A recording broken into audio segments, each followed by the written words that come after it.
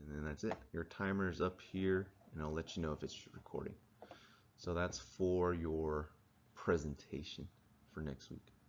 All right, minor surgery, chapter 44 in your text. So we'll go through it rather quickly. I'll just highlight the main points, the points that we'll do lab next week. So minor surgery, usually sometimes it's even outpatient surgery.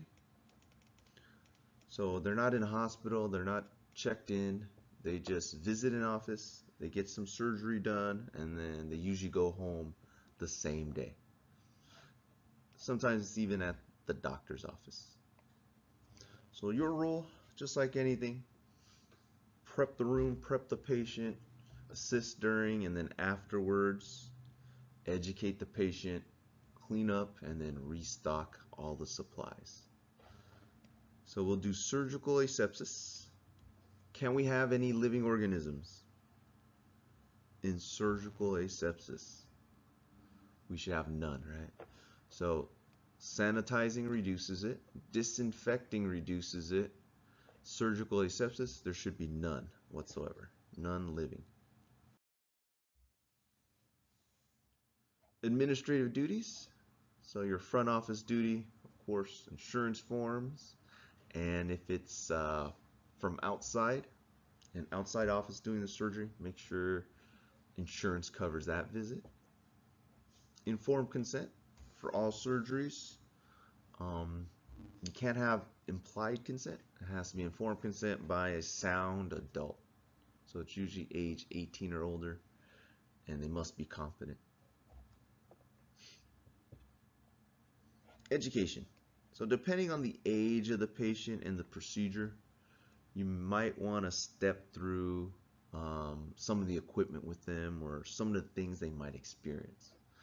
Like between a 4-year-old or a 10-year-old, let's say they're getting a little tonsil surgery, and afterwards we got to put an ice collar around their neck. Right? The 10-year-old, you can just tell them. They'll know when they wake up, hey, there's going to be this thing around my neck. I'll expect it. It's going to be cold. The 4-year-old, well, you can tell them, but the best is probably let's try it on. All right, let's put it on the 4-year-old. All right, let them know what it feels like, so when they wake up out of anesthesia, they won't be terrified and shocked.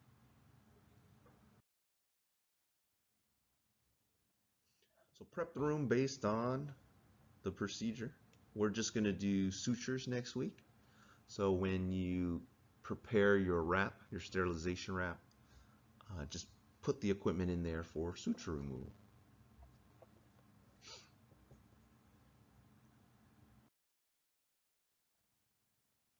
After surgery, so someone will be responsible for just counting instruments. Very important. So minor surgery, we're not going to have the mistake of leaving an instrument inside. Patient care, wound dressing, and then patient education on how to take care of the wound.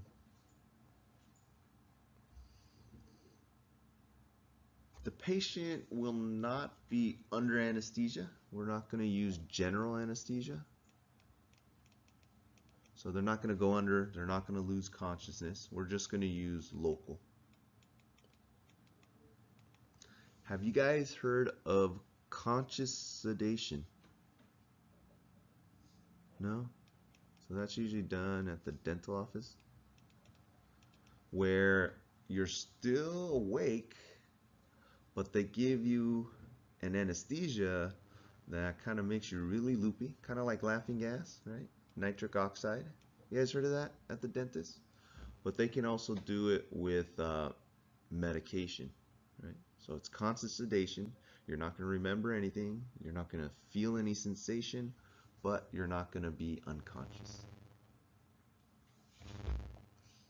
And then, of course, restock and prep for the next procedure.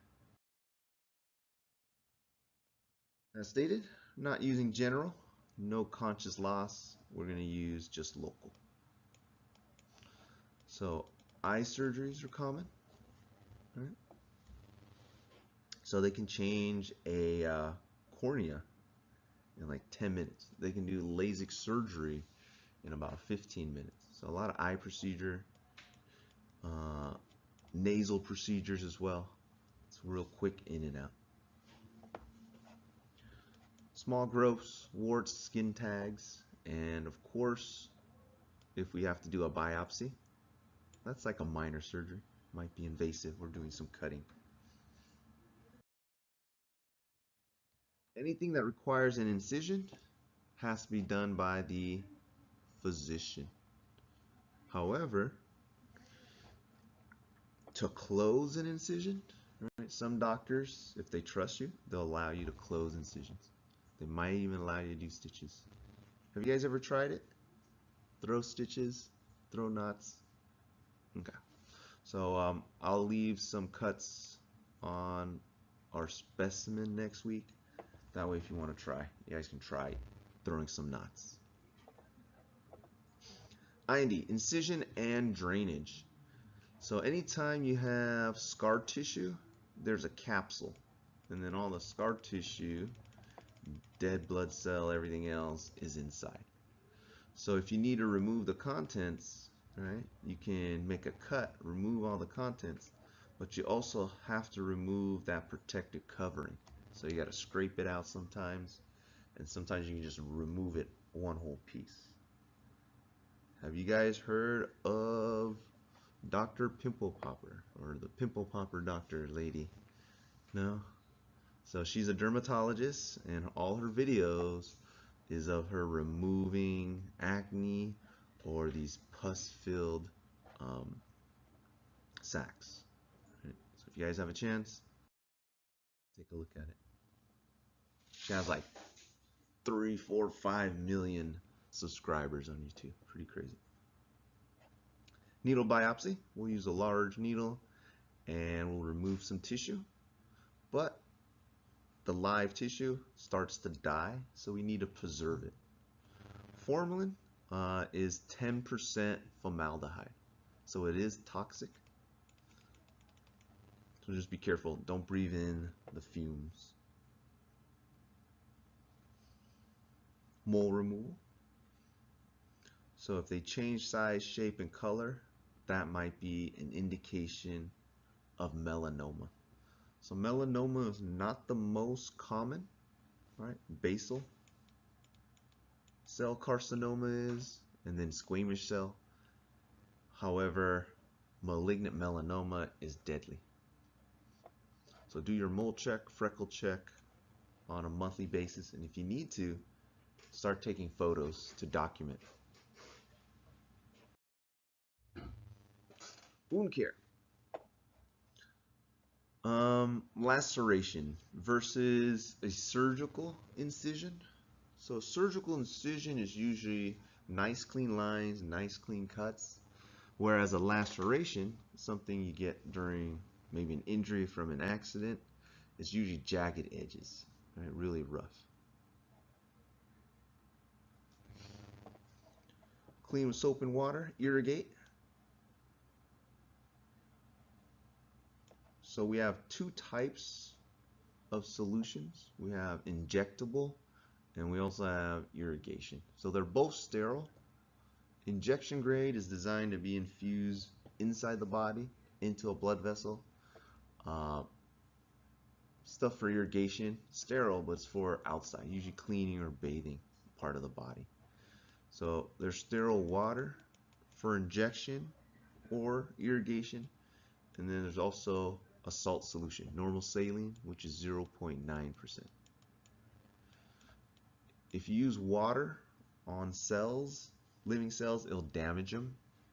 So most of the time you're going to be irrigating cuts with normal saline to prevent damage to the cells. That way, when you put the stitches and the skin together, they'll heal faster. Removing debris, dead skin, scar tissue, bacteria, blood cells, scabs, that's debridement. So we have many different types. So you can cut it off, that's surgical. Right? Chemical. So there is a ointment, Accuzyme, and it has enzymes that will actually help break down all the material in your scar. That way your body can get rid of it easier. Mechanical. Gauze. You're going to have gauze that sticks to the wound, and then when you remove the gauze, you remove some of that scar tissue and the material with it.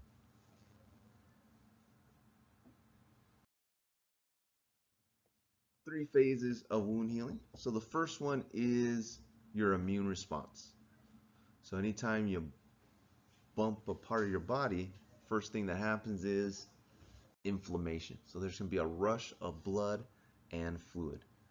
So blood vessels open, fluid comes in, and it is the fluid, the swelling, that activates the pain receptors. So inflammation leads to that pain response. Next, we got the scar. Now we need to repair it. So that's the proliferation stage. So if you lose some material, right, usually there's the scar. So right underneath, this is where there's fast and rapid cell division to replace all that missing tissue from the damage, from the injury. Approximation, putting the wounds together. So if you have a laceration, stitches, all they do is hold the edges together. So if you have tape, that can hold the edges together. If you have super glue, right? Super glue was actually designed as surgical sutures. You put the cut together, draw a bead. So in medical, they call it dermabond. So all it is just a type of super glue, and it keeps the wound together. When you do stitches, start from the center and then work your way towards the edge. Because if you start from one edge and it starts to get crooked, right, then you're gonna have that little buckle at the end. So always start from the middle and work your way towards the edge. And then lastly, maturation. You get scar tissue coming in. So no nerve, no blood vessels, no hair, and that scar tissue, depending on where it is, will continue to contract and get stiffer and harder. So if it's on the face, right, like your eyelids, sometimes scars on your eyelids will contract and then you'll lose the ability to even blink. And if it's on your lips and face, it might contract some more and then you lose your ability to actually even close your mouth. Sutures, that's the actual knot. Right? The string, they're called ligatures. Right? So two types. We have absorbable and non-absorbable. So this stuff, of course, is natural, and it comes from animals. Right? It's usually the intestinal lining, just like sausage casing. So remove all the cells. All you're left over is the connective tissue. So the sinew, kind of. And then non-absorbable, stay away from cotton. So it has to be silk or a synthetic fiber like nylon. So you don't want cotton because cotton holds on to moisture and that can lead to infection. Size, it's inverse. So the bigger the number, the thinner the size of the ligatures. So on the face, you want to use very, very fine stitches, and then if it's on like the knee, other parts of the body, you can use larger ones. Staples. So for like abdomen surgery or heart surgery, they'll usually close larger wounds with staples. Laser surgery. Most important thing, eye protection for everybody, the patient and everyone in the room. The good thing with laser surgery is more precise. If you're using sharpened metal to cut, then it's actually tearing. Laser, burning a precise line. For chirosurgery, using cold, you're gonna form a blister. Most important thing to tell the patient not to break it. It opens up the skin, and then that can lead to infection. Electrocauterization. So for laser, protect the eyes. For electricity, make sure they're grounded. Do you guys know what it means to be grounded? So electricity will take the path of least resistance. So if you have a piece of wire connected to you to the ground, electricity will go through the wire instead of going through you, because it's easier for it to go through the wire. So that's what it means to be grounded. Grounding it, getting the electricity faster. Cutting instruments, scalpels. So you have disposable scalpels, you have handles that are reusable. So you'll just change out the cutting edge. Some scalpels are sterile, some are non-sterile. Scissors, they can be pointed on both ends, blunt on both ends, or pointed on one end, curved on the other, depending on the use. So for sutures, there's usually a little hook. Allows you to get under the suture and to cut it. Make sure when you remove sutures, you actually put them on the gauze, because if there were 5 stitches, you got to make sure you remove 5 and you have 5 or 6 that you count on that piece of gauze. Curettes, so they cut with their round end, so the inside is actually the cutting edge, and usually for scraping skin, scraping tissue. Forceps, they can be smooth or have teeth for increased grip. What's hemo?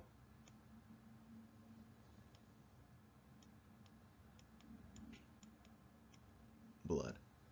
And stat means to stop, right? So to clamp off blood vessels, we use hemostats. So they have a locking mechanism in the rear.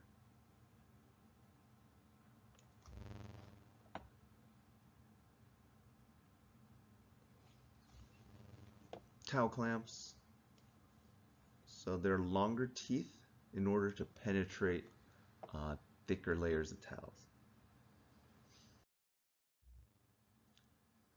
Different types of retractors help open up. So for these, they might use them for an incision. So they'll make a small incision, and then to enlarge it, they'll use the retractors to pull. Dilators, inflators, for a stent in the heart. You guys know what a stent is?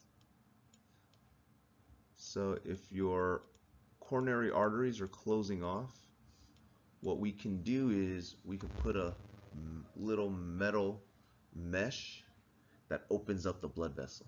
Right? So when it's inserted, it's flat, and they go through your leg, a vein in your leg.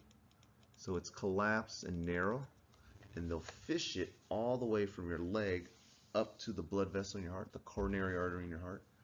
And then they have to insert the balloon. It goes all the way in. So the balloon goes inside the stent, and when you inflate the balloon, the stent will open up. So it's compact. We take it to the site where the blood vessels are collapsed, maybe with plaque or fat, and then we dilate it, and that metal will keep it open. So that's a stent. They also have that for the gallbladder. So if you have gallstones, they can actually put a stent in there to keep it open as well. probes, different type of probes for examining. Needles. For sutures, the needle will be attached to the ligature. So you don't have to actually thread a needle. Right? So it's attached. The ones we're going to use, I believe, are half circle. So you're not going to use your hands with these needles. You're going to use a needle driver. So it's going to be kind of like a scissor type clamp. So needle holder, needle drivers. So the easiest ones, I like those types. It's a shorter nose, so when you throw your knots, it's easier to wrap around. So I'll show you guys how to tie sutures and remove them next week. Syringe needle. So with your sterile field that is established, right? So let's say there's the opening in the drape and you're working on the patient, right? So that means you're going to have to help and assist the doctor with drawing up medication from drug vials and to keep it sterile. So you're going to have to hold the vial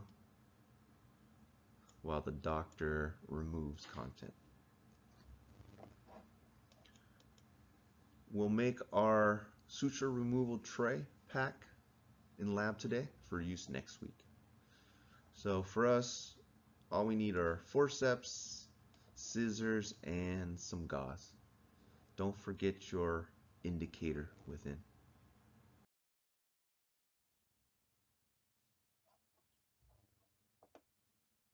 So we had medical scrub, which we did last week. So if you weren't here, just get caught up. You'll do your medical scrub and gowning, so your PPEs from last week. And then everyone else, you're going to do the surgical scrub.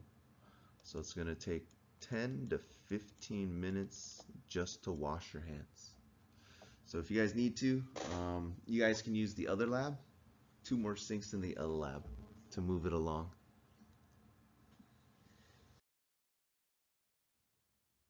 Put on your PPEs.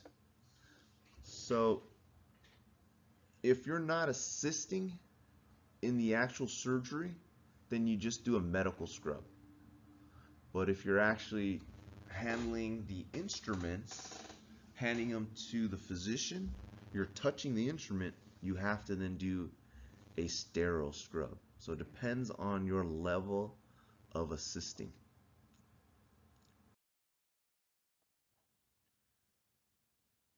Be careful when you're handing scissors or any other sharp objects to the physician, because you need to hand it to them handled towards them, right? So they're ready to grab it and use it right away. So you might be holding on to the sharp end, so just be careful. So you'll establish your sterile field. Just recall that first inch all the way around is considered non-sterile. That's why they're able to handle it without any gloves, because they're just touching that 1 inch. Okay? So what do you do to keep sterility? Well, don't pass anything over the top of it, and you can't even turn your back to it. As soon as you turn your back to it, you turn around, you're going to have to assume that something contaminated it. So you got to keep your eyes on it at all times.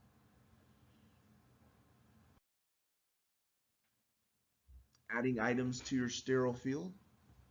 So when you have sterile contents inside a package, the inside is sterile, but the wrapping and everything on the outside is non-sterile.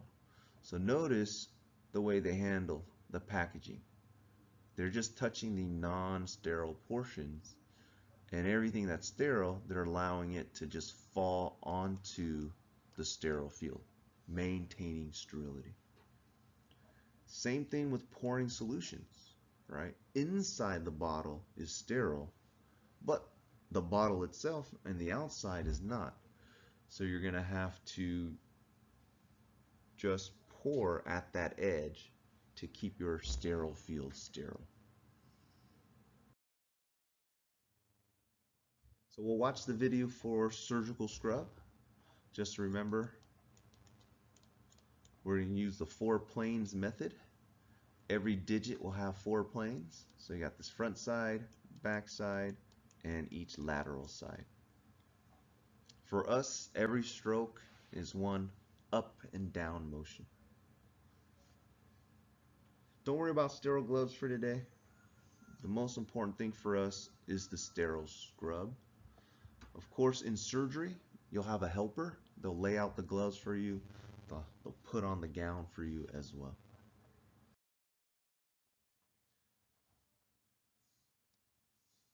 So we're going to use the autoclave to sterilize. So remember, we need to sanitize and disinfect first.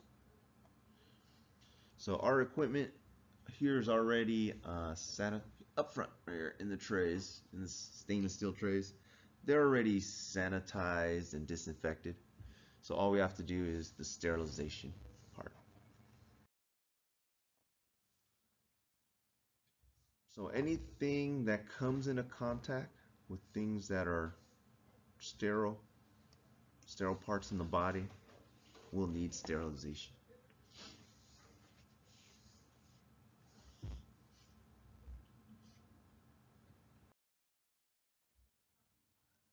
Autoclave machine. Our cycle is about an hour.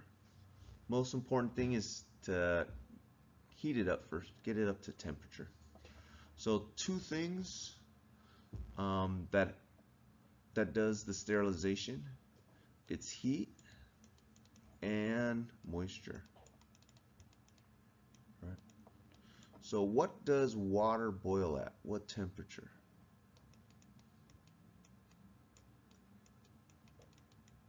So water boils at Fahrenheit, Celsius. Do you guys know? Don't know? So it's easy. 100 degrees Celsius. Right. So right now, if you got a pot of water and you start heating it up at 100 degrees Celsius, it'll turn into steam. Right? However, in an autoclave machine, we increase the pressure, which allows us to increase the temperature. All right. So we are going above 100 degrees Celsius, and that's how it's able to clean things. Also, we need to use water, and the water we use is distilled water.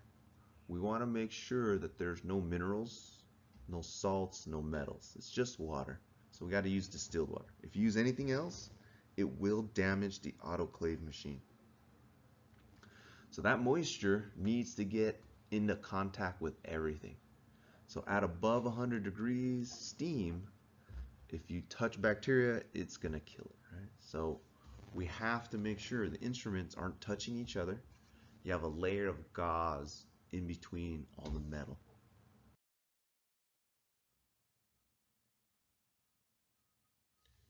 Careful for putting anything in the autoclave that might melt or burn, since you're going well above boiling temperatures.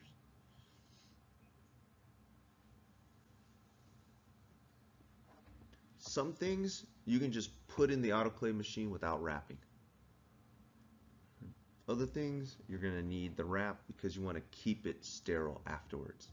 As long as it's in the wrapping and you wrap it appropriately, it'll be okay. So you'll use tape, indicator tape, and it'll turn black once it's gone through the autoclave cycle. Just make sure you put the contents, name, date on the packaging. All autoclave machines pretty much work the same.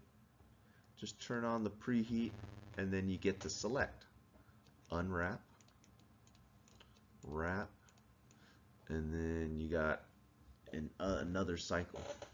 So the unwrap cycle's fast, and then the wrap cycle, that's the one we're doing. It's gonna be about an hour.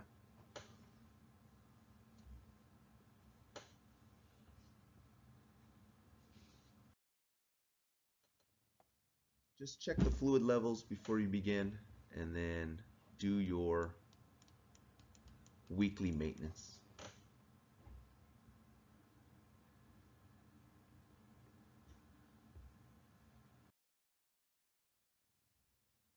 All right, different types. So we're going to use the wrap with the tape for today. You can also use the pouches.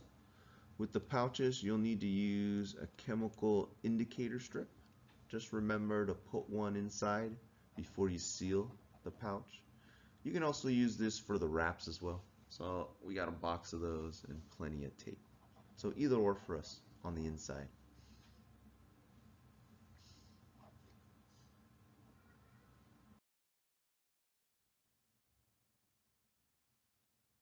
So check the timing.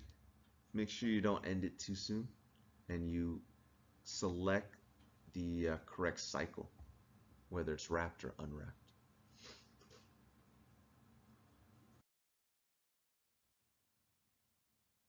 All right, some duties before. Just double check all the consents and insurance forms are done.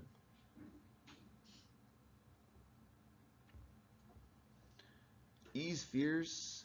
So you want to recognize and acknowledge their feelings. You never want to say things like, don't worry, everything's going to be okay.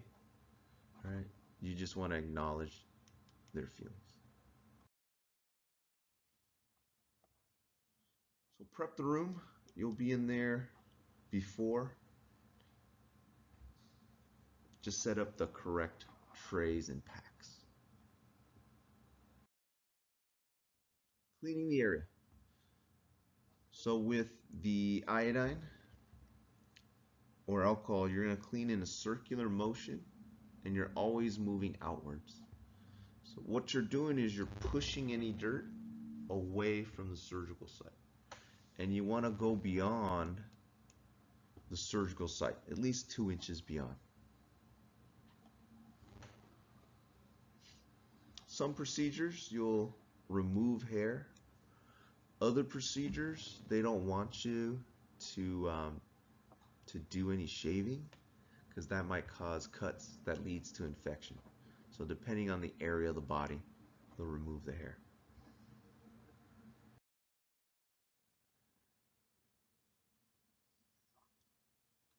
They'll apply the local anesthetic, or sometimes they'll use a needle to inject it. It's usually lidocaine, Americaine, or another type. So here is how the MA will assist the doctor in drawing up medication from a drug vial. So remember, this has to be done over your sterile field. So the doctor will manipulate the needle and syringe. Your role, present the vial with the label easily for the doctor to read.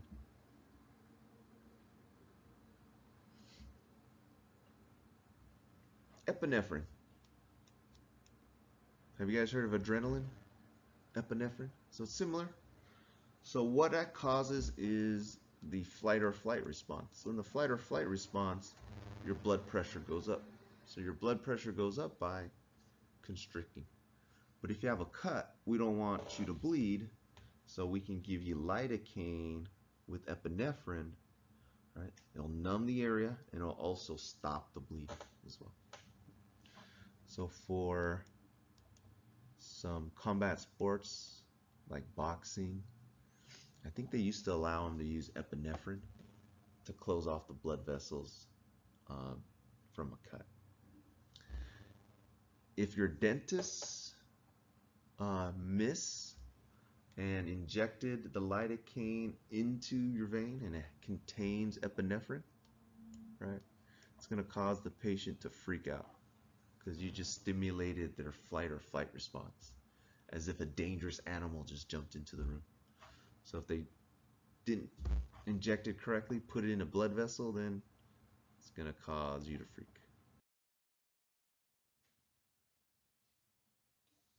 Different positions during surgery. So you can be the floater. You can be the person just assisting, or you can actually be involved in the surgery. So do the surgical scrub in this case. That means your gloves are sterile. Look how you're handling the instrument. Right? We're assuming your hands are sterile and you keep them sterile, because this instrument, these pair of scissors are going to be touching the patient's body open, and you're going to hand it to the doctor. So just be careful if it is a sharp instrument. And it's just like a team. For a lot of doctors, you're going to have to grab the old equipment and hand them the new one with one hand. So they'll hand you the old equipment, and then you have to have the other one in your hand ready for them to grab. So it's just an exchange. So it's pretty cool. It's like a ballet dance. You know how to hold it for the doctor. So they'll drop in the old equipment in the hand and they'll grab the new one. So you guys can work more efficiently.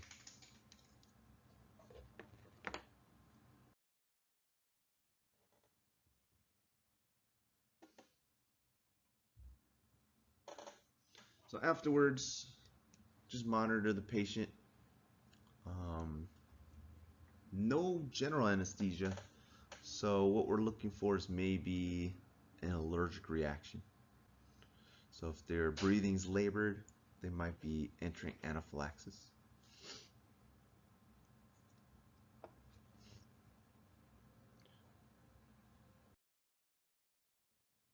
Dress the wound. So we'll put gauze, sterile gauze, and then to keep it in place, we'll just bandage it.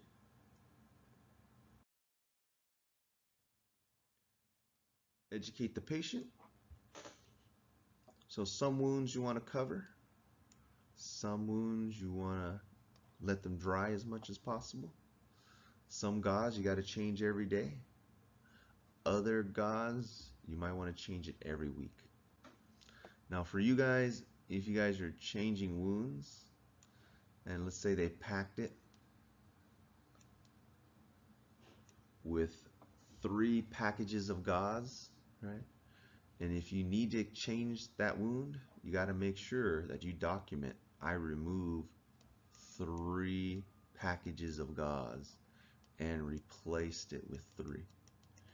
Because if you just said, I removed the gauze, you may have not removed them all. And you would have left this one in there. And that's going to cause problems and infection.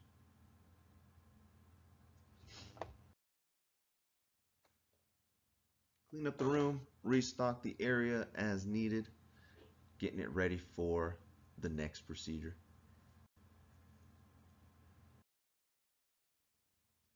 So hopefully, as all things go well, that means on Sunday I'll need to find most likely some pork skin. So I'll hit up the market, find a slab on Sunday, I'll cut it, and then I'll do some stitches, and I'll leave a couple wounds for you guys, just in case you guys want to practice. We'll see how well your sewing is.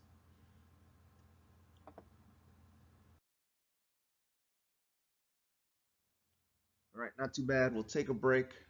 When we come back from break, we'll take a video on the hand scrub and practice the wrapping.